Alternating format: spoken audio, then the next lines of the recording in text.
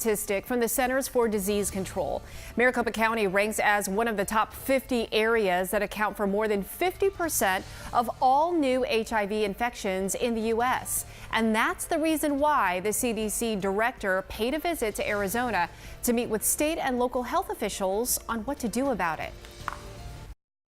Our rates of sexually transmitted diseases have increased by more than 50% over the last 5 years. It's a shocking statistic from Dr. Rebecca Sonnenschein at the Maricopa County Department of Public Health. And one of those STDs is HIV.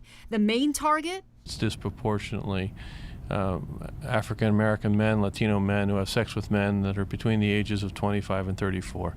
That's where the majority of the new epidemic is. Dr. Robert Redfield is the director of the CDC. He says nationally, more than 700,000 people in the U.S. have died from HIV infection, and there are more than 40,000 new infections a year. If we do nothing more right now, then you can anticipate over the next decade we'll have another 400,000 people with HIV infection. Arizona has a 5-year plan to end the HIV epidemic, which includes free services to help patients, free self-test kits, mobile testing units, expanding testing hours, providing more treatments, increasing providers, and launching social media campaigns. Another benefit from Dr. Eric Tack: the Arizona Healthcare Cost Containment System, which is ACCESS, which is Arizona's Medicaid agency, has added Truvada for pre-exposure prophylaxis, PrEP, to its preferred drug list effective 10/1 of 19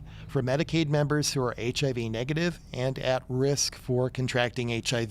The key is learning how to reach people to get diagnosed. 16% of people in Arizona projected to be living with HIV infection do not know their status. Which is why Dr. Kara Christ with the State Department of Health Services is working to help turn these numbers around. We want to make sure that everybody knows their HIV status. Everybody has access to free testing or to testing, and then trying to link them to care, as well as if they are negative, link them to PrEP if they are at risk. Now, Arizona isn't too far off from the national average of people living with HIV infections who don't know their status. Across the U.S., the average is about 15 to 16% are undiagnosed. And if people do test positive, then Dr. Christ says there are programs available to help regardless of insurance status, because ending this epidemic is so important.